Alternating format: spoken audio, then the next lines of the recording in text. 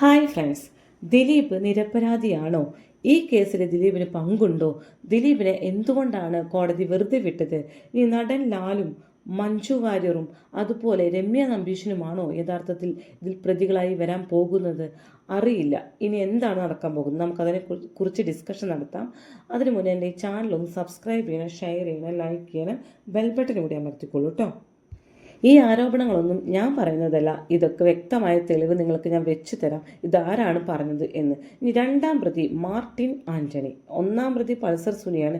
രണ്ടാം പ്രതി ഇതേപോലെ പരോളിൽ ഇറങ്ങിയ സമയമുണ്ടായിരുന്നു. സുപ്രീം കോടതിയിൽ പോയിട്ട് മേടിച്ചു പരോളിൽ ഇറങ്ങിയ ഒരു സമയമുണ്ടായിരുന്നു.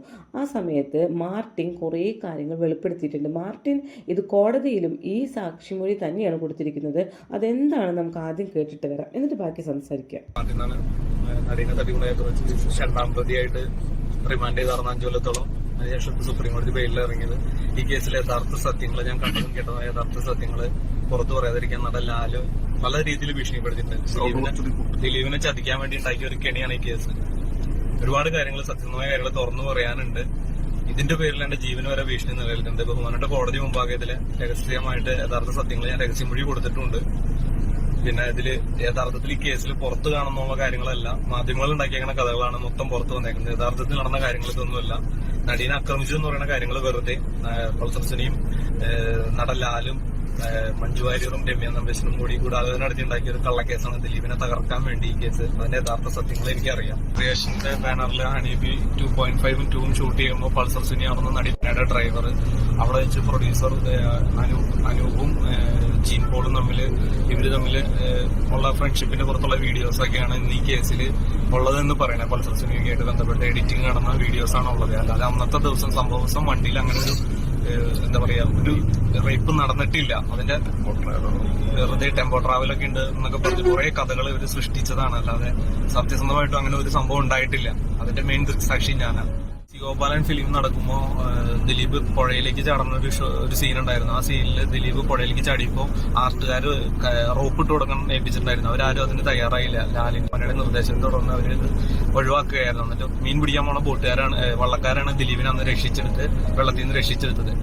അന്ന് ദിലീപിനെ വധിക്കാൻ വേണ്ടി ഇവര് ശ്രമിച്ചായിരുന്നു. അതിന്റെ ഒരു സത്യാവസ്ഥ എനിക്കറിയാം. ഈ കാര്യങ്ങളൊക്കെ അറിയണ കാരണമാണ് എന്നെ ഇതിൽ ഇത്രയും നാളെ ജയിലിൽ നിന്ന് ഇറക്കാണ്ട് ഇവര് ജയിലിൽ തന്നെ അടയ്ക്കാനുള്ള ശ്രമങ്ങൾ നടത്തിക്കൊണ്ടിരുന്നത്. ശരിക്കും ദിലീപിൻ്റെ കേസിൽ ശരിക്കൊരു എവിഡൻസിൽ നിങ്ങൾ കേട്ടല്ലോ, ഈ മാർട്ടിൻ ആന്റണി പറഞ്ഞ ഇത് കേട്ടു. പക്ഷേ തെളിവ് ഇല്ല, ഇവരുടെ കയ്യിൽ തെളിവില്ല. ഉണ്ടെങ്കിൽ അത് എന്നേ പുറത്തേക്ക് ഇറക്കിയേനെ അല്ലേ? അപ്പോൾ ആരാണ് ഗൂഢാലോചന നടത്തിയത് എന്നതിന് ഇപ്പോഴും തെളിവില്ല. ഇപ്പം ഈ മാർട്ടിൻ പറയണതും ശരിയാണെന്ന് നമുക്ക് എടുക്കാൻ പറ്റത്തില്ല. കാരണം എന്താണ്, പൾസർ സുനിയും തെറ്റുകാരനാണ്, മാർട്ടിനും തെറ്റുകാരാണ്. പൾസർ സുനി ദിലീപിനെതിരെയാണെങ്കിൽ മാർട്ടിൻ ആന്റണി രണ്ടാം പ്രതി ദിലീപിന് അനുകൂലമായി സംസാരിക്കുന്നു. ഇതിൽ ആരാണ്? രണ്ടും ക്രിമിനൽസ് ആണ്. അപ്പോൾ നമുക്കിതൊന്നും എടുക്കാൻ പറ്റില്ല. പിന്നെ മഞ്ജു കാവ്യയുടെ മെസ്സേജസ് കാണുന്നു. ഇതൊക്കെയാണ് ഇപ്പോൾ പ്രചരിച്ചുകൊണ്ടിരിക്കുന്നത്. കാവ്യയുടെ മെസ്സേജസ് കാണുന്നു, നമ്പർ പല ആണുങ്ങളുടെ പേരിൽ സേവ് ചെയ്ത് വെച്ചിരിക്കുന്നു. ശരിക്കും ഇതൊന്നുമല്ല പ്രോബ്ലം, അത് അവരുടെ പേഴ്സണൽ പ്രോബ്ലമാണ്. കാവ്യയായിട്ട് ബന്ധമുണ്ടെന്നോ അവിഹിതമുണ്ടെന്നോ അതൊക്കെ പേഴ്സണലാണ്.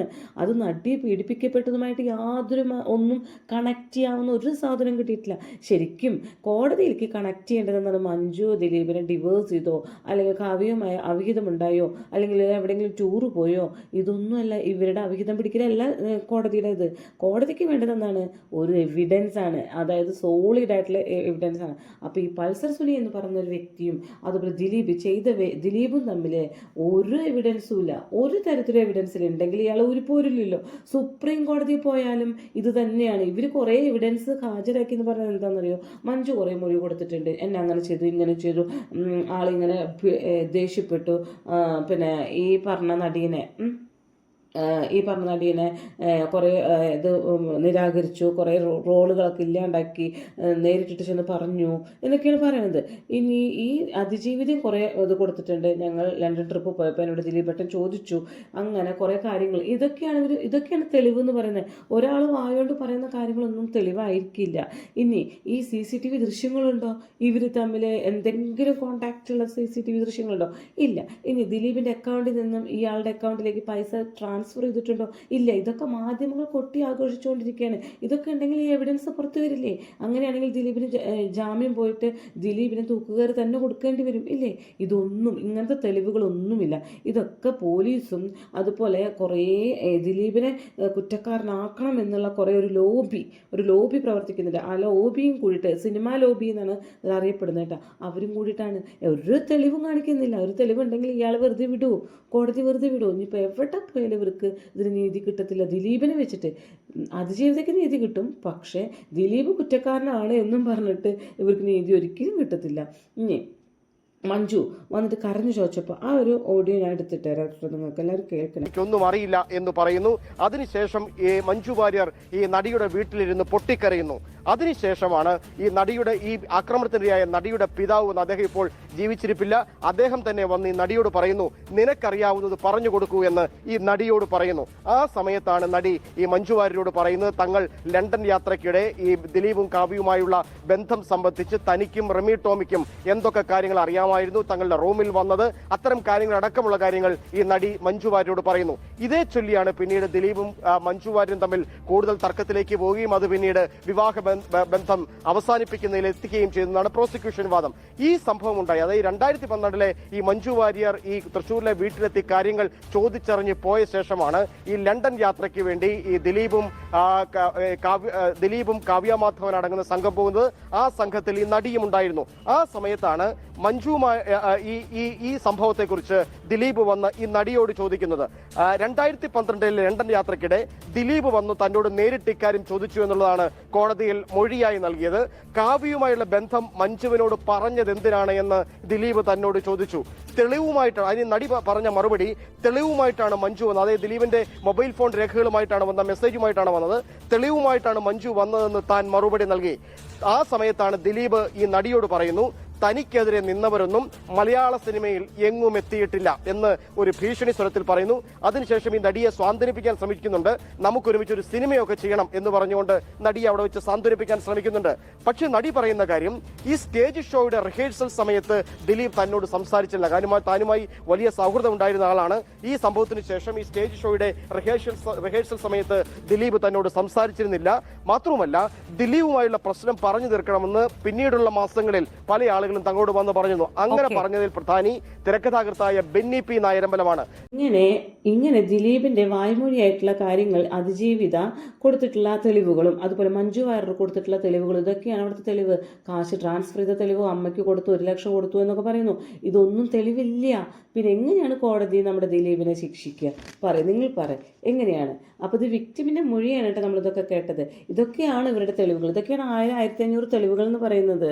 പിന്നെ ചാനൽ ചർച്ചയിലിരുന്ന എല്ലാവരും കൂടിയിട്ട് ദിലീപ് അത് ചെയ്തു ഇത് ചെയ്തു എന്ന് പറഞ്ഞ് അങ്ങോട്ടും ഇങ്ങോട്ടും താളം അടിച്ചുകൊണ്ട് അതെന്താവില്ല, തെളിവാവില്ല. കോടതിയിൽ അത് ഹാജരാക്കണം. ഇവർ വെറുതെ ചാനൽ ചർച്ചയിൽ വർത്താനം പറഞ്ഞതല്ല കോടതിയിൽ ഹാജരാക്കേണ്ടത്, തെളിവാണ് ഹാജരാക്കേണ്ടത്. ഇനി പൾസർ സുനിയുടെ ആളുടെ പേര് പറയുകയാണ്. ഇനി നോക്കൂ, പൾസർ സുനി ഇപ്പോൾ നമ്മുടെ ഇന്ത്യൻ രാഷ്ട്രപതിയുടെ പേര് പറയുകയാണെങ്കിൽ ശരിക്കും രാഷ്ട്രപതിയെ എല്ലാവരും കൂടി വായത്താളിട്ട് അടിച്ച് ചാനൽ ചർച്ചയിൽ ഇരുന്ന് പറഞ്ഞ് രാഷ്ട്രപതിയെ അറസ്റ്റ് ചെയ്ത് രാഷ്ട്രപതിയാണ് ഈ കുറ്റം ചെയ്തത് എന്ന് പറയാൻ പറ്റുമോ? ഇല്ല.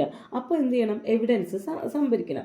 അപ്പോൾ ഇവരെ തമ്മിൽ രാഷ്ട്രപതിയെയും അതുപോലെ തന്നെ ഈ പൾസർ സുനിയെയും കണക്ട് ചെയ്യാനുള്ള എവിഡൻസ് എന്ത് ചെയ്യണം?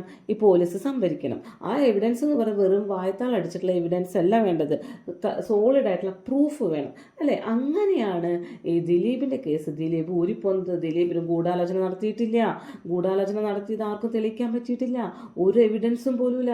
വായ്മൊഴിയായിട്ട് കുറേ ആൾക്കാർ, മുൻ ഭാര്യ, അതുപോലെ തന്നെ അത് കുറച്ച് ദേഷ്യം അവർക്ക് അങ്ങോട്ടും ഉണ്ടാവും. മുൻ ഭാര്യ അതുപോലെ ദിലീപിനോട് ദേഷ്യമുള്ള ആൾക്കാർ, ഇവരൊക്കെ വന്ന് വായ്മൊഴിയായി പറഞ്ഞതാണ് 1500 തെളിവ് കേട്ടോ. പിന്നെ മാധ്യമങ്ങൾ ഉണ്ടാക്കുന്ന സെൻസേഷനുകൾ, ഇതാണ് തെളിവുകൾ. മാധ്യമങ്ങൾ ഭയങ്കര ചർച്ച നടത്തുന്നു. കാരണം കൊട്ടിഘോഷിക്കാൻ പറ്റിയ അവസരമാണല്ലോ. അപ്പോൾ ദിലീപിനെ ശിക്ഷിക്കേണ്ടത് എന്തുകൊണ്ടാണ്? നിങ്ങളെല്ലാവരും പറ. ദിലീപിനെതിരെ നടത്തിയത് ഒരു ലോബിയുടെ ആക്രമണമാണ്, സിനിമാ ലോബിയുടെ ആക്രമണമാണ്. എല്ലാ സിനിമാക്കാരും അല്ല, ചില വമ്പൻ ചാക്കുകളാണ്. ഇനി മഞ്ജു വാര്യർ ആ സമയത്ത് ഒരു വാക്ക് പറഞ്ഞിരുന്നു, ഒരു ഗൂഢാലോചന നടന്നിട്ടുണ്ട് എന്ന് പറഞ്ഞു. അതിപ്പോൾ ദിലീപ് വ്യക്തമായി പറഞ്ഞു. മഞ്ജു വാര്യർ അന്ന് പറഞ്ഞ ആ വേർഡിൽ നിന്ന് ആ ഒരു സെന്റൻസിൽ നിന്നിട്ടാണ് ബാക്കി എല്ലാവരും ഏറ്റുപിടിച്ചത്. ഒരു ഗൂഢാലോചന നടന്നിട്ടുണ്ട്, എനിക്കെതിരെ ഒരു ഗൂഢാലോചനയാണ് നടന്നിരിക്കുന്നത് എന്ന് ദിലീപ് പറയുന്നു. ശരിക്കും ഈ മഞ്ജു വാര്യർ പറഞ്ഞ ആ ഗൂഢാലോചന എനിക്കെതിരെയാണ് നടന്നത് എന്ന് പറയുന്നു. അപ്പോൾ ദിലീപ് പ്രതി അല്ലാത്തത് കൊണ്ട് ഇപ്പം വന്നിരിക്കുന്ന ഈ വിധി ഉണ്ടല്ലോ, അത് മോശമാണ് എന്ന് പറയാൻ പറ്റൂ? ഇല്ല. 1 to 6 ആയിട്ടുള്ള പ്രതികളെ ശിക്ഷിച്ചിട്ടുണ്ട്. അപ്പോൾ ദിലീപ് അതിൽ പ്രതി ആയില്ല. അതുകൊണ്ട് നീതിന്യായ വ്യവസ്ഥയൊക്കെ ഭയങ്കര തകരാറിലാണ് കേട്ടോ എന്ന് പറയാൻ പറ്റുമോ? ചെയ്ത വ്യക്തികൾ 6 പേര് ചെയ്ത 6 പേരെയും ശിക്ഷിക്കാൻ പോവുകയാണ്. അവരുടെ വിധി വരാൻ പോവുകയാണ്. അവർ കുറ്റക്കാരാന്ന് തെളിഞ്ഞു കഴിഞ്ഞു. ഇനി എത്ര വർഷം എന്നവർക്ക് തീരുമാനിക്കേണ്ടത് മാത്രമേ ഉള്ളൂ. അപ്പോൾ ഈ ദിലീപ് അതിൽ ഊരിപ്പോന്നു എന്ന് പറഞ്ഞ് ദിലീപില്ല, അപ്പോൾ ഈ വിധി തെറ്റാണ് എന്ന് പറയാൻ പറ്റും? ഒരിക്കലും പറ്റില്ല. ദിലീപ് അതിജീവിതയുടെ വക്കീല് TB മിനി എന്താണ് പറഞ്ഞിരിക്കുന്നത് നിങ്ങൾ നോക്കി നോക്കൂ. ഇനി ദിലീപ് തന്നെ റേപ്പ് ചെയ്താൽ പോലും ഇത്രയ്ക്ക് ആകുമായിരുന്നില്ല എന്നാണ് ആ വ്യക്തി പറയുന്നത്. അപ്പോൾ ഇത് ദിലീപ് റേപ്പ് ചെയ്താൽ അത് റേപ്പ് ആവൂലേ? ഈ പൾസർ സുനി റേപ്പ് ചെയ്താൽ മാത്രമേ റേപ്പ് ആവുള്ളൂ എന്ന് TB മിനി പ്രസ്താവിച്ചതാണ്. ദിലീപ് റേപ്പ് ചെയ്താൽ ഇത്രയ്ക്കും പ്രശ്നമാകില്ലായിരുന്നു, പൾസർ സുനിയെ കൊണ്ടൊക്കെ ചെയ്യിച്ചതാണ് പ്രശ്നമെന്ന്. അപ്പോൾ ഇനി തുടർന്നങ്ങോട്ട് നിങ്ങൾ എല്ലാവരും കേൾക്കാൻ പോകുന്നത്, ദിലീപ് ഇപ്പോൾ വായ തുറന്നു, ദിലീപിൻ്റെ സിബ് തുറന്നു വായയുടെ. ഇനി നേരെ ഇവർക്കെതിരെയായിരിക്കും. ഇപ്പോൾ ഈ രണ്ടാമത്തെ മാർട്ടിൻ പറഞ്ഞ കുറേ പ്രതികളുണ്ടല്ലോ, നടലാല്, മഞ്ജു, അതുപോലെ തന്നെ രമ്യ നമ്പീശൻ, ഇവർക്കെതിരെയായിരിക്കും ഇനി തുടരാൻ പോകുന്നത്. ഇനി അങ്ങോട്ടും ഇങ്ങോട്ടും കൊടുക്കൽ വാങ്ങലുകളായിരിക്കും. ഇതിലാര് കുറ്റം ചെയ്തു, ഇനി ഇവരുമല്ല ഇതിനും പുറത്തുള്ളവരെ കുറേ കൂടിയാലോചന നടത്തിയിട്ടുണ്ടോ, ഇതൊന്നും നമുക്കറിയില്ല. നമ്മളൊക്കെ സാധാരണക്കാർ, ഇവരെന്താണ് ചെയ്തു കൂട്ടുന്നത് നമുക്കറിയുന്നില്ല. എന്തായാലും ഗൂഢാലോചന തെളിഞ്ഞിട്ടില്ല. ഇനി 4ാം പ്രതിക്ക് വേണ്ടി ഹാജരായ വക്കീല് ദിലീപിനെ കുറിച്ച് പറയുന്നത് എന്താണെന്ന് കേട്ടു നോക്കാം. പ്രൂവ് ചെയ്യാൻ ബിലീവബിൾ ആയിട്ടുള്ള ഒരു എവിഡൻസും പ്രോസിക്യൂഷന്റെ കയ്യിലില്ല. ഇത് സിനിമാ ലോബി, യഥാർത്ഥത്തിൽ ഇത് പറഞ്ഞാൽ സിനിമാ ലോബിയിൽ നിങ്ങളൊന്ന് ആലോചിച്ച് നോക്കൂ. ദിലീപിനെതിരെ ആദ്യമായിട്ട് പ്രതികരിക്കുന്നത് എക്സ് വൈഫാണ്, മഞ്ജു വാര്യരാണ് ആദ്യം പറയുന്നത് ഇതിൽ ഗൂഢാലോചനയുണ്ട്. അതിനുശേഷം 4 മാസം കഴിഞ്ഞിട്ടാണ്, ഈ സംഭവത്തിന് ശേഷം 4 മാസം കഴിഞ്ഞിട്ടാണ് ദിലീപിനെതിരായിട്ടുള്ള ഒരു സ്റ്റേറ്റ്മെന്റ് പോലീസിന് മഞ്ജു വാര്യർ കൊടുക്കുന്നത്. അതിനുശേഷമാണ് വിക്ടിം കൊടുക്കുന്നത്. അതിൽ തന്നെ അപ്പം എല്ലാവരും കേട്ടല്ലോ, 4ാം പ്രതിക്ക് വേണ്ടി ഹാജരായ വക്കീലാണിത് പറയുന്നത്. മഞ്ജു വാര്യറാണ് ആദ്യമായിട്ട് ഈ ഒരു ഗൂഢാലോചന എന്ന് പറഞ്ഞ് ദിലീപിനെതിരെ കൊടുക്കുന്നത്. അതിനുശേഷമാണ് അതിജീവിത കൊടുക്കുന്നത്. അപ്പോൾ ആർക്കൊക്കെയോ കൂടി ദിലീപിനെ ഇതിൽ പ്രതിയാക്കണം എന്നൊരു അജണ്ടയോട് കൂടിയിട്ടാണ് ഈ കേസ് മുന്നോട്ട് പോയിരിക്കുന്നത്. ഇനി വരുന്ന ആളുകളിൽ ദിലീപിന് എന്തായാലും വായ തുറന്നിട്ടുണ്ട് അല്ലേ? ദിലീപ് ഇത് കുറേ കാര്യങ്ങൾ തെളിയിക്കേണ്ടത് ദിലീപിൻ്റെ ഉത്തരവാദിത്തമാണ്. ഇനി ഈ കേസും പിടിച്ച് ഇനി സുപ്രീം കോടതിയിൽ പോയാലും ഇത് തന്നെയായിരിക്കും വിധി വരിക എന്ന് പറഞ്ഞുകൊണ്ട് നമുക്ക് അവസാനിപ്പിക്കാം. Okay, thank you.